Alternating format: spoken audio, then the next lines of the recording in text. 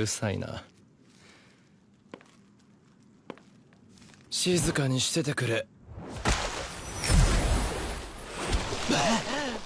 Nothing hits harder than when a character walks on screen and immediately starts flexing like they own the place. No warm-up, no build-up, just straight up I'm him energy from the first second. It's the kind of aura that makes you sit up and go, oh, this guy's built different. These are the moments where anime said, forget subtlety, we're starting at max flex. Alright, let's begin.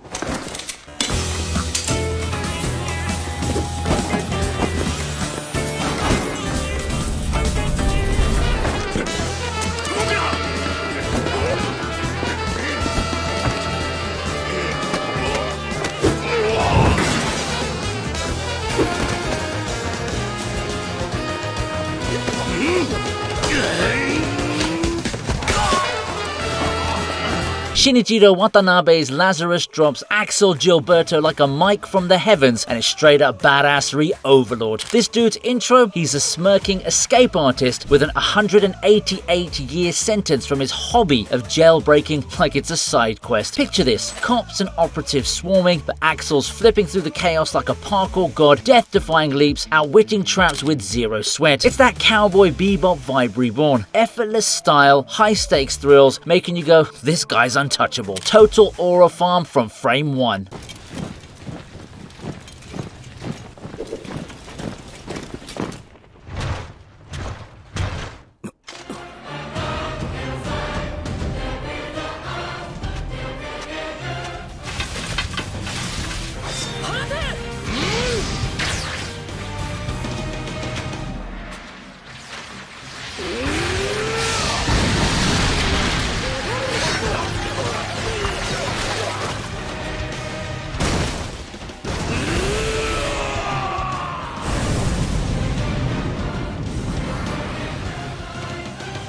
Next up, we've got Hideyoshi's ridiculous flex in Sengoku Basara Season 2. Now, this is the man who doesn't carry any weapons. What he depends on is his brute strength. Imagine being able to part the sky because you're just flexing your arm. Yeah, Hideyoshi is that kind of beast. And the way he denied all those arrows was straight up insane. Like, nope, return to sender. You instantly realize you're not watching an ordinary fighter. You're looking at a walking natural disaster. Hideyoshi doesn't even need to say much. The way he carries himself is enough to tell anyone that he's the one who dominates, and no one's gonna get away from that. So picture this, you're binging your favorite anime and suddenly you wonder, what if you could build your own team of heroes and villains to absolutely wreck everyone else? Well, that's literally what you can do in Marvel's Strike Force, the sponsors of this video. It's a free squad RPG where Iron Man, Wolverine, Venom, and even Apocalypse team up to kick cosmic butt. And this Halloween, it's time to raise the dead. The Undying team is back, featuring the glorious disaster that is Zombie Iron Man, who you can unlock for free using the promo code Halloween. This guy's a beast in Alliance Wars, so don't miss out on recruiting him before he crawls back to the grave. You can build squads, crush raids, and flex your ultimate Marvel lineup across multiple modes like Campaign, Arena, and Cosmic Crucible. So yeah, don't just watch heroes save the world, command them yourself. Use my link in the description or scan the QR code to download Marvel Strike Force for free on mobile and join the chaos.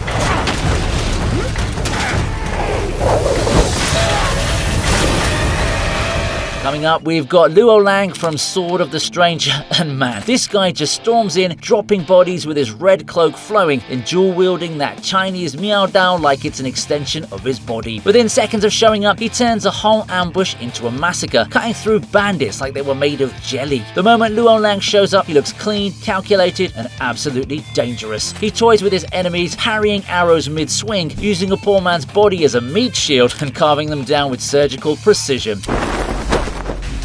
好きなのは酒と女と悪魔を殺すことだ。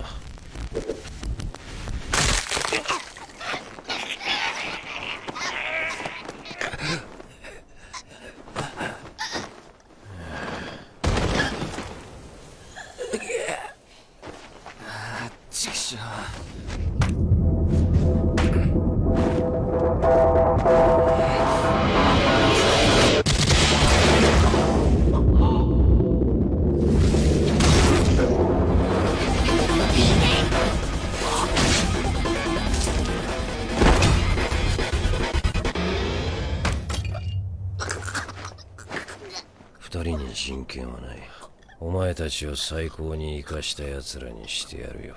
Gishibei's first proper entrance in Chainsaw Man is peak don't mess with the old guy energy. At first glance, he's this grizzled, half-drunk devil hunter who looks like retirement should have claimed him years ago. But then he moves, and suddenly every flashy rookie in the room realizes they're children playing at war. His flex? Well, absolutely dismantling Denji and power in training over and over again, like it's just Tuesday cardio. No hesitation, no wasted breath, just brutal efficiency from a man who's seen more nightmares than the kids could imagine. Gishibei is so badass that he's calm, tired, and almost bored while casually proving he's the strongest human in the game. That first impression tells you everything. In a world of devils, fear the devil hunter who never dies.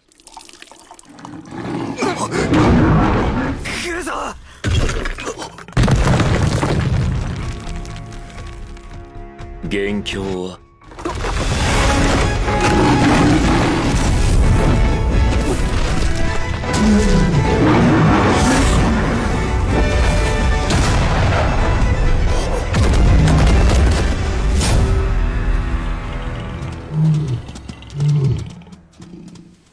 詳しい説明は君らにはもう二度と危険ってやつは訪れない。 You know the guy's already flexing when you have to revive him just because he's the strongest primate on planet Earth. That's right, up next is Tsukasa. When Senku and Taiju revive him, you think, cool, finally some muscle to help against lions. And then Tsukasa casually walks up to a full-grown lion and one-punches it into oblivion like he's auditioning for One Punch Man. That's not survival instinct, that's raw dominance flexing from the second one. Not to forget the man who was just revived after 3,700 years. He looks calm, almost gentle, but his fists alone prove he's basically a prehistoric cheat code. His very first scene tells you, brains may guide you, but brawn can rule.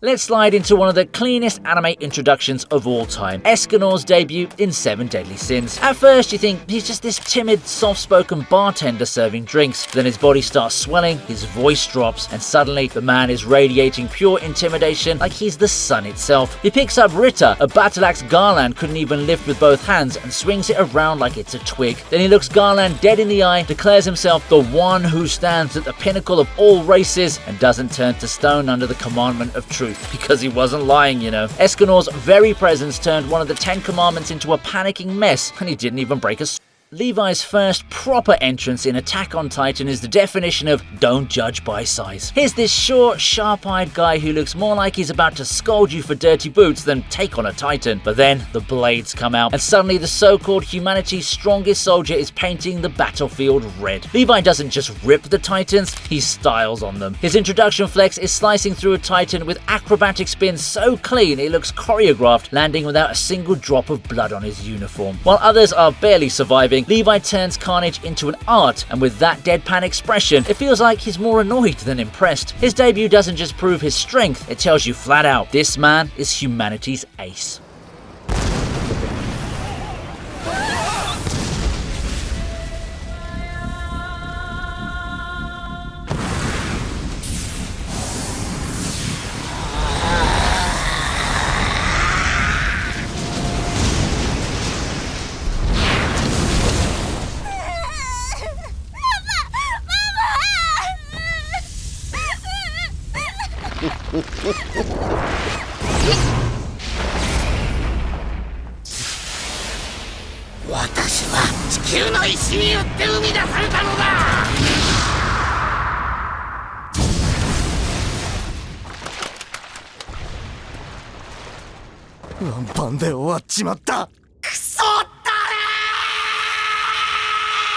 Next up, we have the opening scene of One Punch Man, where Saitama's introduction against Vaccine Man was just pure anime trolling. Vaccine Man shows up looking like he's just stepped out of Dragon Ball Z, a purple Namekian with Frieza's menace and Piccolo's voice, thanks to Chris Sabat absolutely going off in both his Piccolo and Vegeta registers. The dude's vibe screamed final boss energy, but then Saitama walks in, bold, bored, and built differently. One punch later, and this so-called dragon level threat goes from Dragon Ball villain to nothing but a messy splatter. Our man literally flexed the entire shonen formula, and we have nothing to complain about. From the very first episode, we learned that the monsters could destroy, the people could panic, and the whole world could be destroyed, but Saitama would stop it all in one move. 言い残すことはない。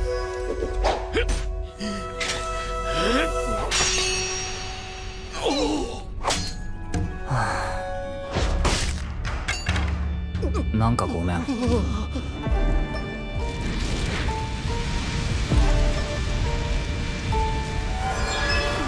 これだけの炎でも。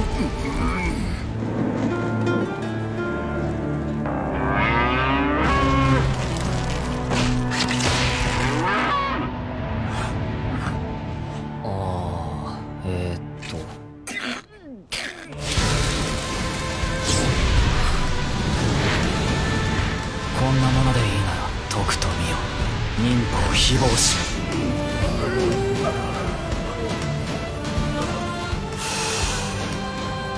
Gabimaru the Hollow doesn't need flashy speeches to flex. Introduction is literally him sitting in chains while execution after execution fails. Burnt at the stake, he walks out untouched. Pulled apart by oxen. Rope snaps before he does. Sword to the neck, blade breaks like cheap glass. All while he's just staring ahead, calm, detached, and absolutely terrifying. From the first scene, Gabimaru's vibe screams built different. This isn't some wannabe ninja, it's an executioner's worst nightmare and a walking contradiction. The man who claims he's empty inside but fights like he's powered by something stronger than survival. He proves he's not just another death row convict shipped off to the island, he's the monster amongst monsters, and everyone else is about to find out why they call him the Hollow.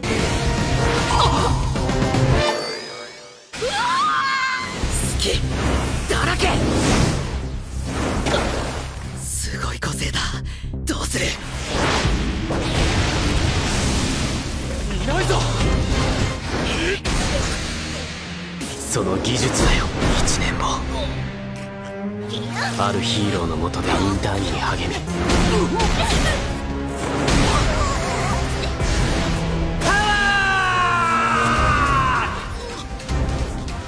東方ミリオ、最もナンバーワンに近い男だ。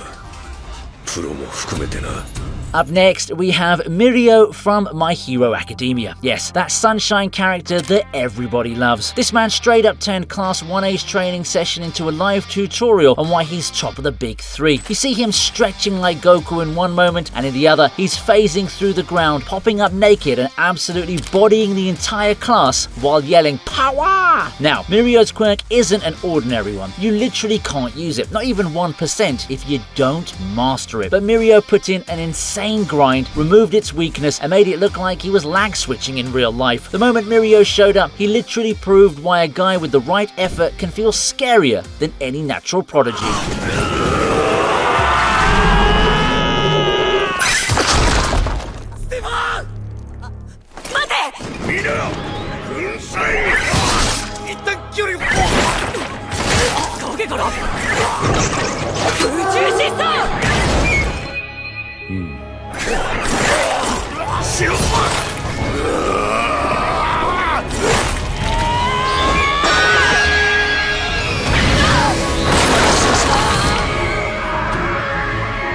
Cleaver doesn't just walk into the story, he cuts his way in, and the anime makes damn sure that you never forget it. Cleaver bursts onto the scene as an over-the-top demon, immediately making mincemeat of a squad of heroes and reducing an entire kingdom to rubble. He's introduced as a literal monster, a towering lord of beasts who slaughters 13 champions and even kills a king in one swoop. The anime piles on the gore and epic music, and Cleaver casually stands amid the carnage as if it's no big deal. Honestly, it feels like a full-on boss fight entrance with a dramatic orchestral score and all. He literally revives the hero he just killed and scoops up the kingdom's baby heir all in the same breath. From his first frame, Cleaver is flexing raw power and confidence that screams, "I'm the big bad of this show."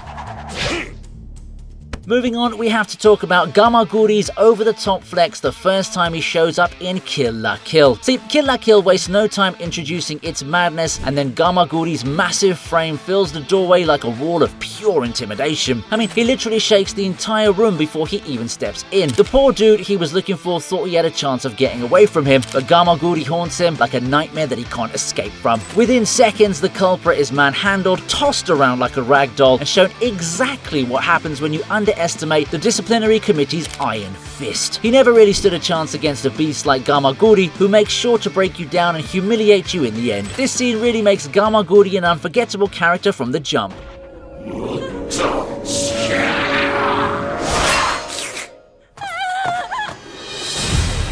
魂さ。分かってる。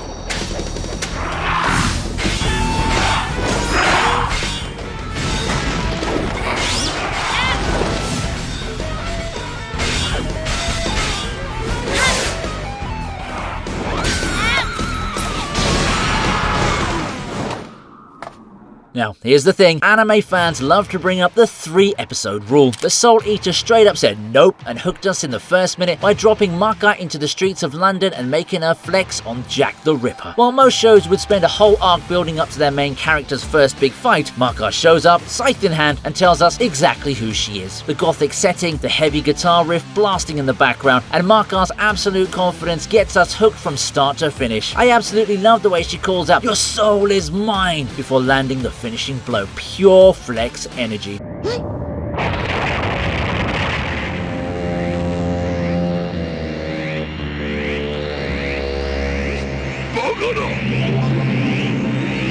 どうした？これで終わりか？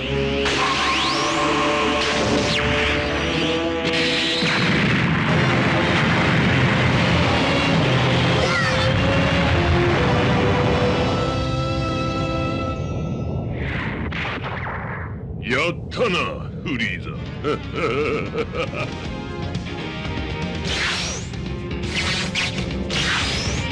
リーザー！この程度で俺を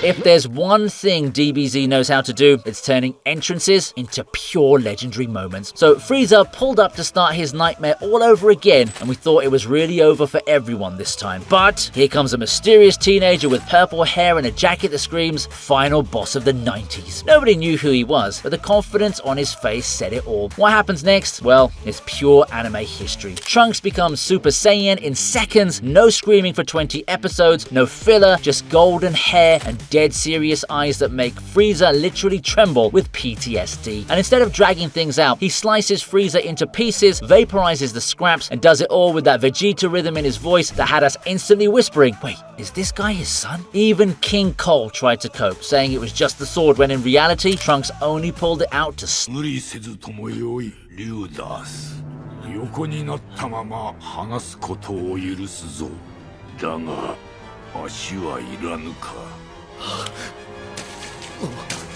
オタは無料陛下の前で横たわったまま話すなどと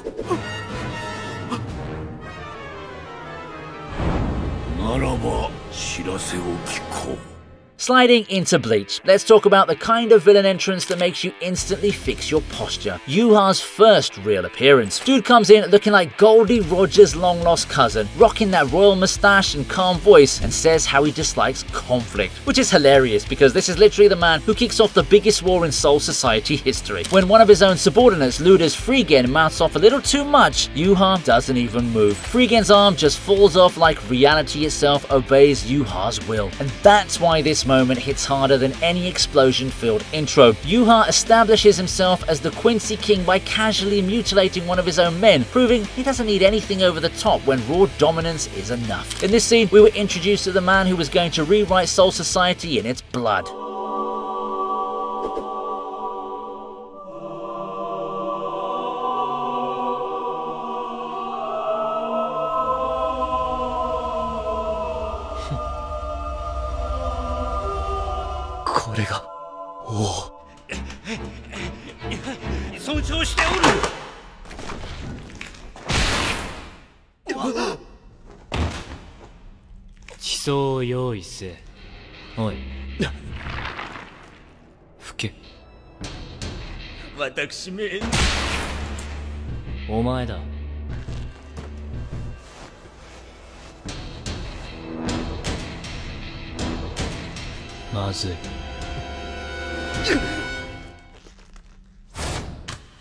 Now, if we're talking about badass villain energy, nobody, and I mean nobody, makes an entrance quite like Meruem in Hunter x Hunter. This dude literally killed his own mother just by being born. The queen begged for more time, but Meruem said silence in the deepest voice you've ever heard from a newborn, and then ripped his way into the world fully formed and dripping with menace. I mean, normally newborns cry when they're born, but Meruem tells his mom to shut up. Everyone was sweating bullets before, but the moment Meruem stood there with his tail twitching was the moment it was clear humanity was going to have a tough time with this one. It was seriously the birth of fear itself.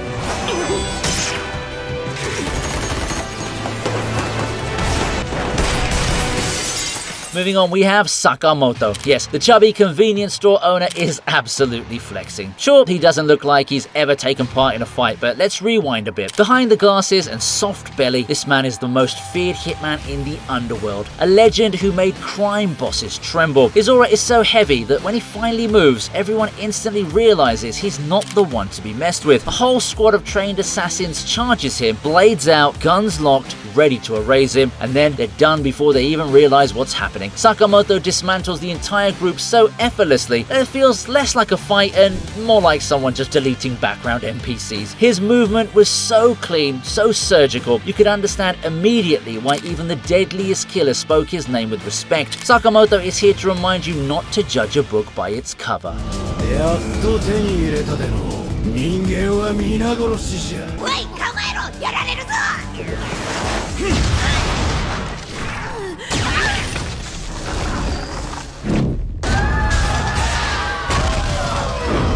この恨みは決して晴れん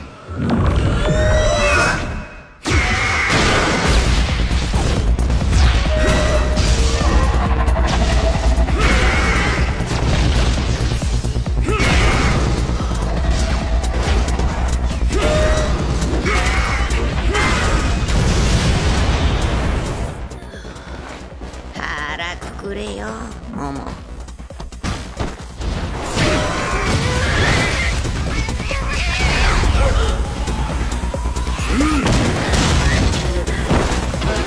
You know, Full Force of Nature is on a different level when they turn a comedy into a full-on horror flick the second they step in. That's what happens the moment Evil Eye shows up in Dan Da Dan. At first glance, he looks ridiculous. Just some creepy dude in his underwear with a huge third eye. But then he starts moving, and suddenly it gets serious. Evil Eye's flex is simple but legendary. He goes head-to-head with Okarun in Gigi's body and immediately establishes himself as a menace. This man does not hold back. Okarun, who has Turbo Granny's insane speed, can't just run circles around him. In fact, he can't outrun him no matter how fast he is. Evil Eye's first appearance made it clear. This goofy underwear dude was no gag. He was a straight up wall that pushed Okarun into a training arc.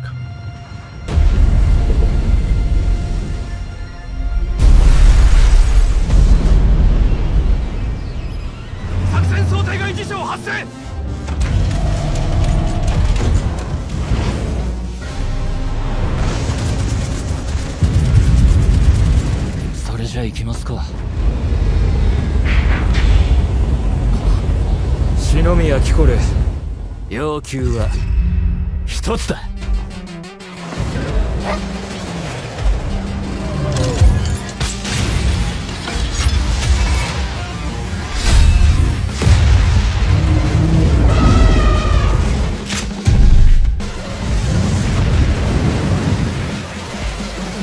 実力を示せ。行儀のいい無能ならいらん。Alright, let's talk about Gen Narumi. At first glance, this man doesn't look like the strongest captain. You see the messy hair and the slouched posture and you're thinking, wait, this guy's a captain? No way this guy's leading the most elite squad, but that's the beauty of it. Narumi looks like a gaming nerd until the moment the Gaiju shows up, and that's when it's game time. His big flex comes when he goes head to head with a Gaiju. Narumi casually pulls out his giant weapon 1, drops onto the Gaiju's back, and explodes it like he's filling a balloon with water. The Gaiju even lets out an elephant scream before exploding, but by then, Narumi's already dusting off his shoulders. That gap between lazy gamer and walking natural disaster is what makes his introduction so insane.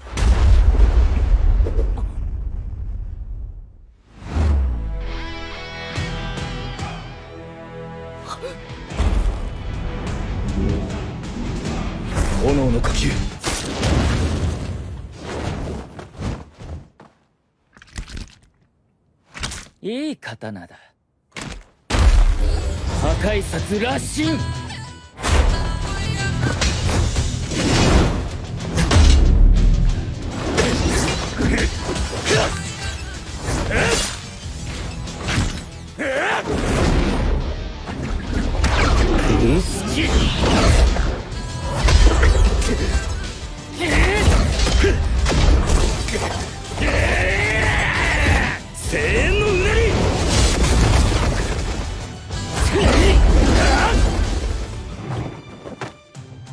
And then, Demon Slayer hit us with one of the coldest villain introductions ever, Akaza's appearance on the Mugen train. His design screams martial artist demon, bare hands, tattoos, that icy smile, and you instantly know this isn't some cannon fodder demon. I mean, look at him treating one of the strongest Hashira like nothing more than a sparring partner. This was the first time we truly saw the gap between Hashira and the upper moons, and it hit hard. The way he no-sells Rengoku's flame strikes, smiling like it's fun, it just makes the whole fight feel unfair. Rengoku was exhausted after saving the train, yet he still stood toe-to-toe, but Akaza was fresh, holding back, and still made the Hashira look human. That's a flex only a true monster can pull off.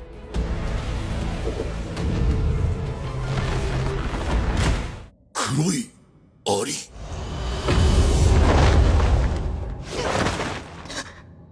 どういうこと？あれはただのモンスターじゃない。奴を通さねば。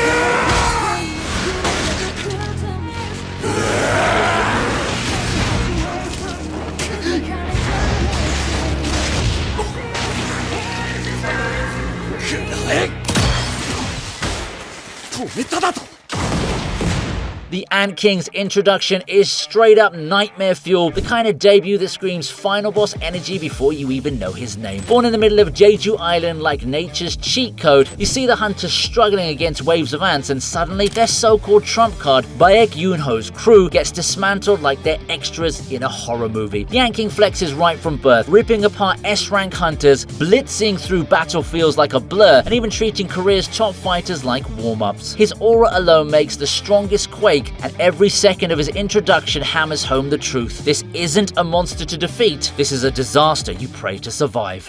おいおい、大事な商品を乱暴に扱うんじゃないよ。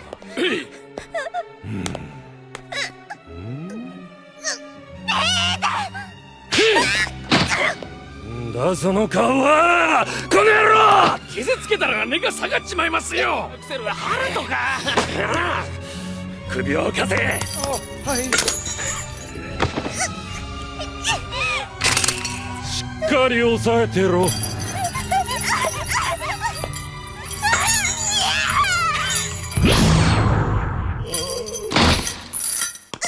どうした？ディスコさん！おい、じいさん、今の覇気、一体何者だ？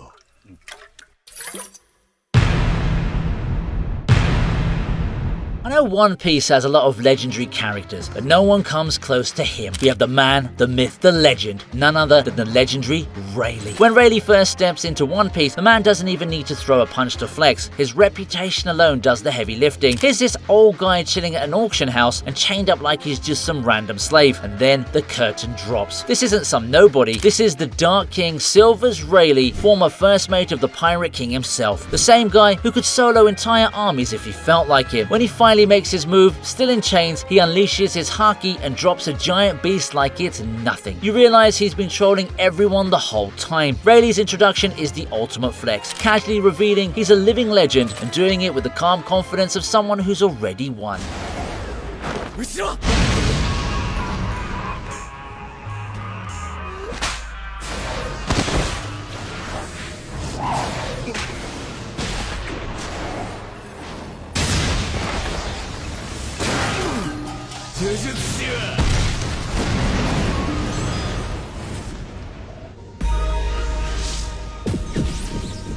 Now, some characters don't need any kind of build-up. One look and you just know they're him. That's exactly the vibe Gojo Satoru gives off the very first time he steps on screen. Gojo equals flex. He looks like he's nothing more than a laid-back teacher who loves to joke around, but he has to show what he's made of the moment Sukuna hijacks Yuji's body. Gojo completely overpowers Sukuna and playfully dodges every attack without much effort. Now, Gojo wasn't even using a fraction of his strength. He was just toying around with the most terrifying creature known to humanity. That calm confidence cemented him as that calm but overpowered mentor the moment he stepped on screen. He sure showed Sukuna what he's been missing, and it's that the new age sorcerers aren't to be messed with.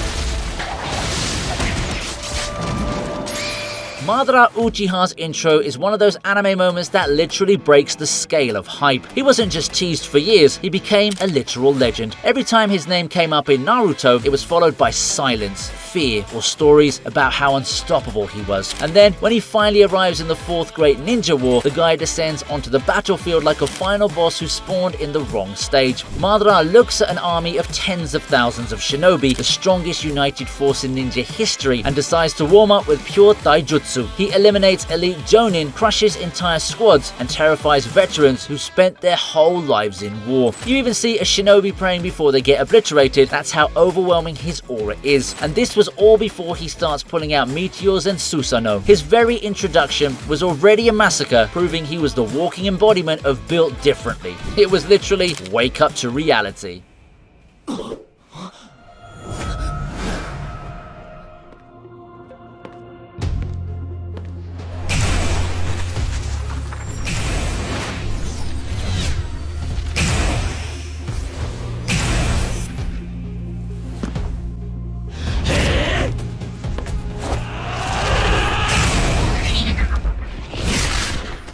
うるさいな。